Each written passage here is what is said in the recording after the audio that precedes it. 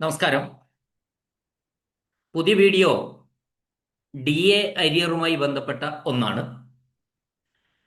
നമുക്കറിയാം, സംസ്ഥാനത്തെ ജീവനക്കാർക്കും അധ്യാപകർക്കും കമ്പനി ബോർഡ് പോലെയുള്ള സ്ഥാപനങ്ങളിലെ ജീവനക്കാർക്കും വർഷത്തിൽ 2 തവണയാണ് DA പ്രഖ്യാപിക്കുന്നത്. നമുക്കത് അനുവദിക്കുന്നത് പിന്നീടാണ്.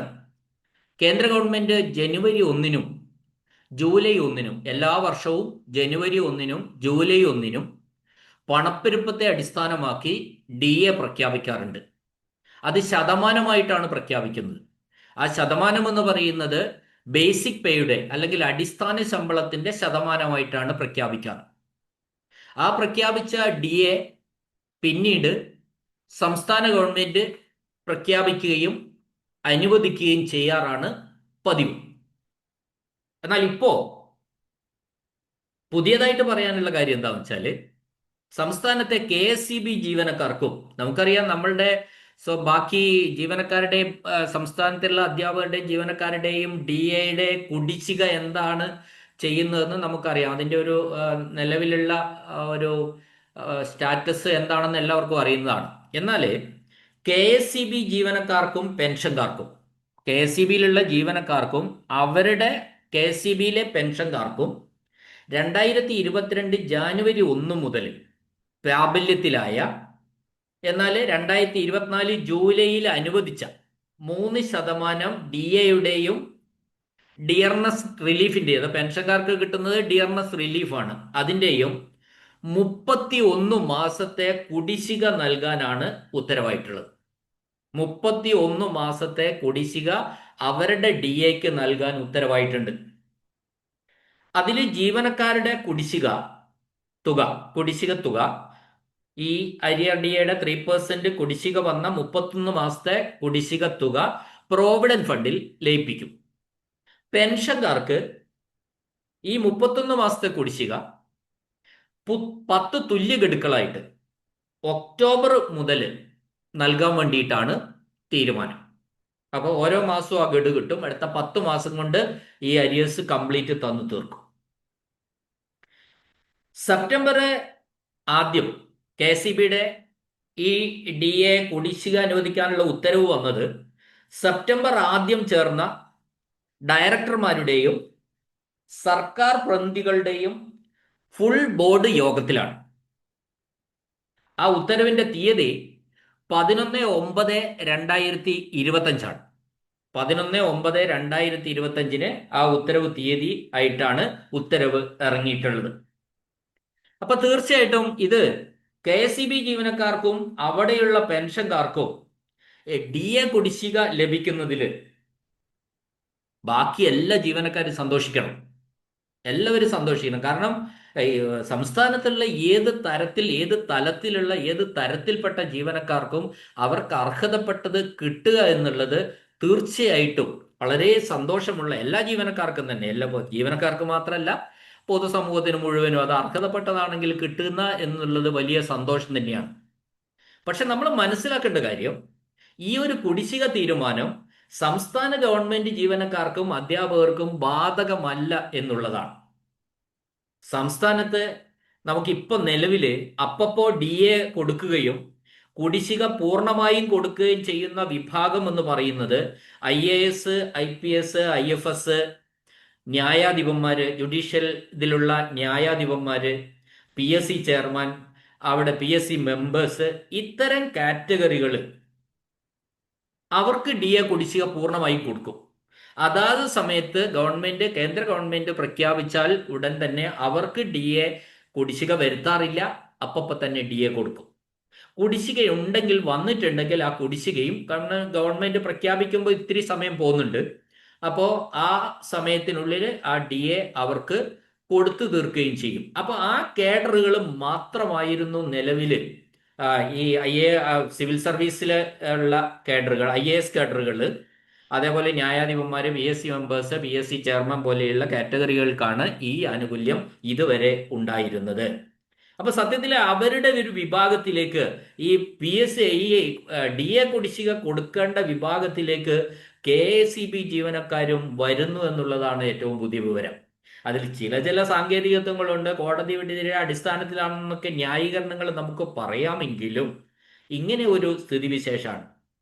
അപ്പോൾ സംസ്ഥാന ജീവനക്കാർക്കും അധ്യാപകർക്കും നമുക്കിപ്പോ സംസ്ഥാനത്തെ ഗവൺമെന്റ് ജീവനക്കാർക്കും അധ്യാപകർക്കും സെപ്റ്റംബറിൽ തന്ന DA 3%, അതായത് ജൂലൈ 22-ലുള്ളതാണ്. 1/7/22 മുതലുള്ള 3%മാണ് ഇപ്പോ അനുവദിച്ചത്. അതിന്റെ കുടിശ്ശിക എന്ന് പറയുന്നത് പറഞ്ഞാൽ 37 മാസത്തെ കുടിശ്ശിക കിട്ടാനുണ്ട്. യഥാർത്ഥത്തിൽ ആ ഉത്തരവിൽ കുടിശ്ശികയെ പറ്റി ഒന്നും പറയുന്നില്ല. കുടിശ്ശിക ഒരു ജീവനക്കാരനും അധ്യാപകനും കിട്ടിയിട്ടുമില്ല, അല്ലെങ്കിൽ പറയുന്നില്ല, കിട്ടുന്നുമില്ല. ഇതുവരെ കിട്ടിയിട്ടില്ല. അതിൽ കുടിശ്ശിക കൊടുക്കുന്ന കാര്യമേ പറയുന്നില്ല. സെപ്റ്റംബറിൽ ലഭിക്കുന്ന സാലറിയിൽ കൊടുക്കാൻ വേണ്ടിയിട്ടുള്ള മാത്രമുള്ള ഉത്തരവാണ്. ഇപ്പൊ ഇവിടെ മനസ്സിലാക്കേണ്ട കാര്യം, ഒരു ബോർഡിൽ മാത്രം ഇത്തരത്തില് DA അരിയേഴ്സ് കുടിശ്ശിക കൊടുക്കാനുള്ള ഒരു തീരുമാനമെന്ന് പറയുമ്പോൾ നമ്മളിത് മനസ്സിലാക്കേണ്ട മറ്റൊരു കാര്യമുണ്ട്. ഇവിടെ കമ്പനി ബോർഡ് അസിസ്റ്റന്റ് പരീക്ഷ PSC ഒറ്റ പരീക്ഷയാണ് നടത്തുന്നത്. അത് KSEB ഉണ്ട്, KSFE ഉണ്ട്, പിന്നെ അതുപോലെയുള്ള മറ്റ് കേരളത്തിലുള്ള മറ്റ് ബോർഡുകളിലേക്കൊക്കെ ഒരു അസിസ്റ്റന്റ് പരീക്ഷയാണ് PSC നടത്തുന്നത്. എഞ്ചിനീയറിംഗ് സെക്ഷൻ വേറെ ഉണ്ട്, അതിൽ ഞാൻ പറയുന്നില്ല. ആ അസിസ്റ്റന്റ് പരീക്ഷയിൽ ഒറ്റ റാങ്ക് ലിസ്റ്റിൽ നിന്നാണ് ഈ വിവിധ ബോർഡുകളിലേക്ക് നിയമനം നടത്തുന്നത്. അപ്പോൾ ഒറ്റ റാങ്ക് ലിസ്റ്റിൽ നിന്ന് നിയമനം വരുമ്പോൾ ചില സന്ദർഭത്തിൽ KSEB ഒരു 10 വേക്കൻസി വരുന്ന സമയത്ത് ആ ഊഴത്തിൽ നിൽക്കുന്നവർക്ക് KSEB നിയമനം കിട്ടും. അടുത്ത നിയമനം ഒരു 10 പേർക്ക് KSFEയിൽ നിന്നാണ് വരുന്നതെങ്കിൽ ആ ഊഴത്തിൽ ആ സമയത്ത് ആ റാങ്കിലൊക്കെ നിൽക്കുന്നവര് അങ്ങോട്ട് പോകും. വേറൊരു ബോർഡിലേക്കാണെങ്കിൽ അവരുടെ അഡ്വൈസ് ആ ബോർഡുമായി ബന്ധപ്പെട്ടതിലേക്ക് പോകും. അപ്പൊ ഇങ്ങനെ ഒരു പരീക്ഷ തന്നെ നടത്തിയിട്ട് തീർച്ചയായിട്ടും KSEBയിൽ കിട്ടുന്നവര് ഭാഗ്യവാന്മാരെന്ന് പറയേണ്ടിയിരിക്കുന്നു. അവർക്ക് മാത്രമാണ് DA കുടിശ്ശിക കിട്ടുന്നത്. ബാക്കിയുള്ള ഒരു ബോർഡിലും ഇതിന്റെ ഒരു തീരുമാനം ഞാൻ ഇതുവരെ കണ്ടില്ല, ഉണ്ടോ എന്നറിയില്ല. എന്തായാലും സംസ്ഥാന ഗവൺമെന്റ് ജീവനക്കാർക്കും അധ്യാപകർക്കും ഈ കുടിശ്ശികളൊന്നും കാലങ്ങളായി കിട്ടുന്നില്ല എന്നുള്ള സത്യം ഞാൻ ഇവിടെ സൂചിപ്പിക്കുകയാണ്. എല്ലാവർക്കും അറിയുന്ന കാര്യമാണ്. അപ്പോ ഈ ഒരു പരീക്ഷ നടത്തി കയറുന്ന ജോലിയിൽ പോലും ഒരു അസമത്വം നിലനിൽക്കുകയാണ്. അപ്പൊ നമ്മൾ ഇനി പറയേണ്ടത്, ഈ പിന്നെ KSEBയിലാണോ കിട്ടിയത്? ഭാഗ്യവാൻ. അവിടെ കൂടുതൽ ആനുകൂല്യങ്ങൾ മറ്റു ബോർഡുകളെക്കാൾ, ഈ ബോർഡ് കേരളത്തിലാണല്ലോ ഇത് മുഴുവൻ. അപ്പോൾ ഒരു ബോർഡിനെ അപേക്ഷിച്ച് മറ്റൊരു ബോർഡ് കൊടുക്കുന്ന ശമ്പളം ആനുകൂല്യങ്ങളുടെ കാര്യത്തിൽ മറ്റതിനേക്കാളൊക്കെ മികച്ചു നിൽക്കുക എന്ന് പറയുന്നത്, അത് എന്താ പറയണ്ടേ, ഒരു വലിയ അസമത്വം അവിടെ കാണുന്നുണ്ട് എന്ന കാര്യം പറയാതിരിക്കാൻ വയ്യ. അപ്പൊ ഇതെല്ലാം ഒരു സംസ്ഥാനത്ത് ജോലി ചെയ്യുന്ന ജീവനക്കാരാണ്. അത് അവർക്ക് കിട്ടേണ്ട ആനുകൂല്യങ്ങളുടെ കാര്യത്തിൽ സത്യത്തിൽ എന്തൊരു അസമത്വം ഇതൊക്കെ, അല്ലേ? ഇതൊന്നും നമ്മളെ ആരുടെയും ശ്രദ്ധയിൽ പെടാത്തത് കൊണ്ടാണോ എന്ന് എനിക്കറിയില്ല.